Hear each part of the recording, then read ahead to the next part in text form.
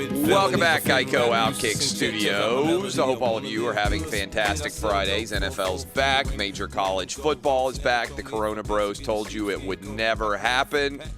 Victory lap for those of us who believed that sports would find a way, and we did. I want to bring in the crew. I'll open up the phone lines, like I said, for the open here of the show, 877-996-6369. And maybe I'll put up a poll question. I'm actually curious what letter grade you guys would give the return of the NFL.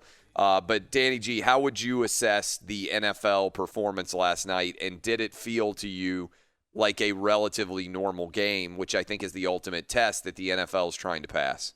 Yeah, I would give it an A. It was a really good presentation. And as you mentioned in the open, crisp play on the field without all the flags flying. I mean, without a sellout crowd, obviously you're not going to get a lot of false starts and things like that. But just overall, it looked like we got to give the coaches a lot of credit in these camps, because I think Sunday's going to reflect it too, that we're just going to come out with everybody's best efforts and not a lot of penalties, cross our fingers. But, yeah, I think the NFL handled things really well. I mean, when the Marlins mess went down, I even had family members text me and say, oh, NFL's not going to happen this season. That's right. There were a ton of people saying that on social media the minute the Marlins tested positive. In your face. Yesterday was a beautiful day, probably the best day of this entire 2020 COVID situation. Lakers game goes to halftime. I flip over to the start of the NFL game. It was beautiful. And you didn't mention it in your open, but we got to say that Andy Reid stole the show with that face shield. Face mask, yes. It made me the uncomfortable. way it was fogging up, yes. In a funny way, though, from the moment I saw it. I mean, it had its own Twitter account before the night was over. All the condensation on his mask was unreal. Social media went nuts with buffet, window wiper, and defrost button jokes. Yes. And then in the first half, when Watson ran out of bounds and sat next to Mahomes, and Mahomes put his arm around him, that was a cool scene with those two billionaires sitting next to each other. And you mentioned the new running back for the Chiefs. Clyde Edwards-Helaire. Oh, amazing. But you also got to give the Chiefs defense a lot of credit. They were impressive. They sacked Watson 4 times. He was running for his life most of the game. And I'm sure Chiefs fans are so happy this morning that they gave Chris Jones that money.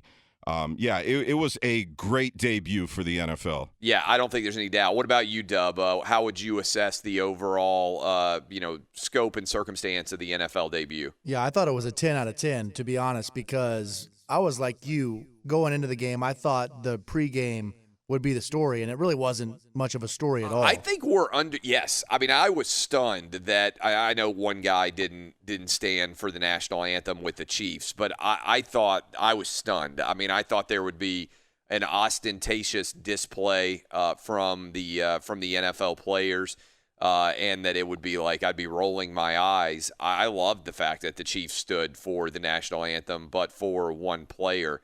And look, the Texans not coming out, whatever. I mean, I actually prefer a team not coming out for the national anthem at all to trying to draw attention to yourself during the anthem personally.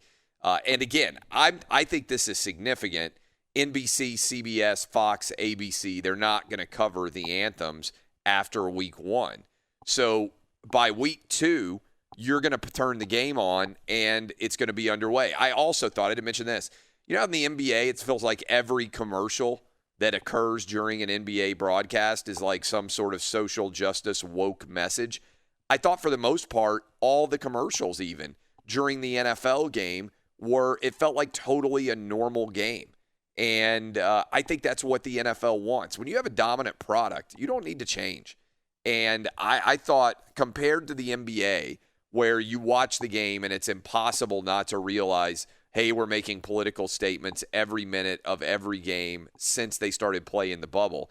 If you watch that NFL game, you could think that there was no difference at all between when the Chiefs won the Super Bowl and starting week 1.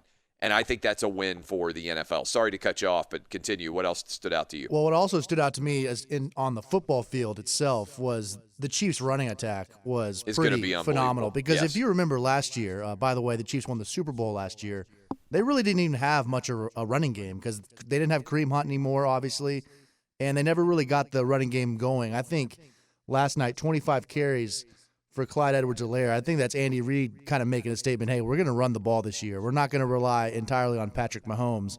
Mahomes only had 211 passing yards, and they blew the Texans out. So I think this is just a frightening offensive team, obviously, in Kansas City. It reminds me a little bit of so Peyton Manning obviously is probably the most prolific quarterback that's ever existed in terms of what he could do on the offensive side of the ball. I know Brady may have been to more Super Bowls and he may have won more of them, but to me, Peyton Manning and the Colts offense and then later the Broncos offense was as prolific as an NFL scoring offense can be. And early on in Peyton Manning's career, he had Marshall Faulk and he had Edgerrin James.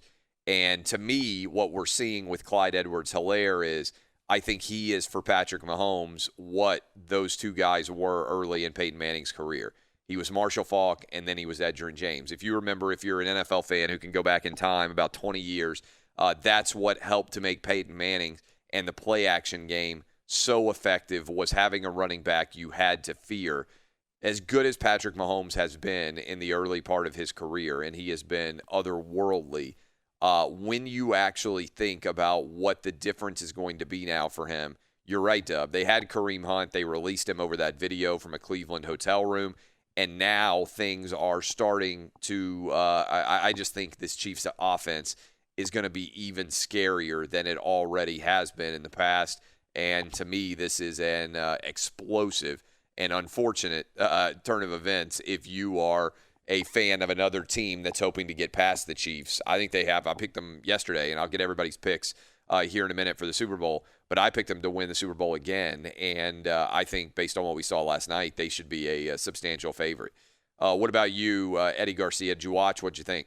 Yeah, definitely watched. And, you know, I when I heard there were going to be messages in the end zone and stickers on the helmet, I was a little bit concerned it was going to be something like the NBA, but it definitely wasn't. It was not noticeable at all, frankly. I don't even know if I hadn't known about it. If I would have noticed it. So, and echoed what the other guy said. Not a lot of flags. The play was pretty clean considering. And as you said, Clay, I think this was the biggest takeaway for me out of it was that the preseason isn't necessary. Yeah. So, and especially as a season ticket holder who has to pay for those preseason games, hopefully that will go away. But no, I thought it was, other than the fact it wasn't a real competitive game, everything else was great. I think Kansas City is one of the few places that is going to have fans, so we'll see how that goes as far as the action on Sunday and Monday with the majority of stadiums not having any fans and how we'll take that in as fans watching on television, how different it may be. But otherwise, it was very similar to what we normally see. Yeah, and look, those 25% of fans that were there in Kansas City, most of the time you're not seeing the crowd, but you could hear noise, and they did a good job, I thought, picking that up on the boom mics so that if you're just watching the field, it felt and sounded completely normal, and it wouldn't have been that much different than what we watched last season, which I think is a big win for the NFL. I'm going to open up phone lines, allow everybody to react to 877-996-6369. Eddie, go ahead and give me your update. We'll go to break, and then we'll take calls when we come back. Well, in the NFL season opener, of course, the defending Super Bowl champion Kansas City Chiefs took care of the Houston Texans 34-20. The game wasn't even really as close as that score might indicate. Kansas City quarterback Patrick Mahomes had 211 yards passing, 3 touchdowns, no interceptions, and rookie running back Clyde Edwards-Helaire 25 carries, 138 yards, and a touchdown. In the loss, Houston quarterback Deshaun Watson completed 20 of 32 passes, 253 yards.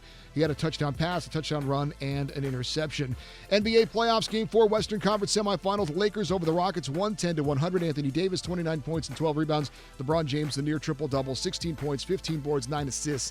In the win as LA grabs the 3-1 series lead. NHL playoffs, Game 3, Western Conference Finals. Stars get by the Golden Knights 3-2 in overtime. Alexander Radulov gets the overtime game winner just 31 seconds into sudden death, and Dallas grabs the 2-1 series lead.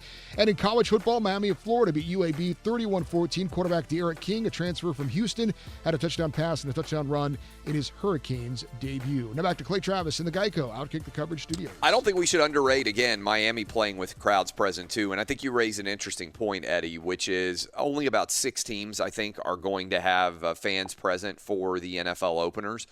But I think there are going to be a lot of teams, if things go well, in other words, if we don't have some major super spreader event, which I don't think we are, because we've had a month of high school football and we haven't had major issues anywhere. The number of cases continue to plummet.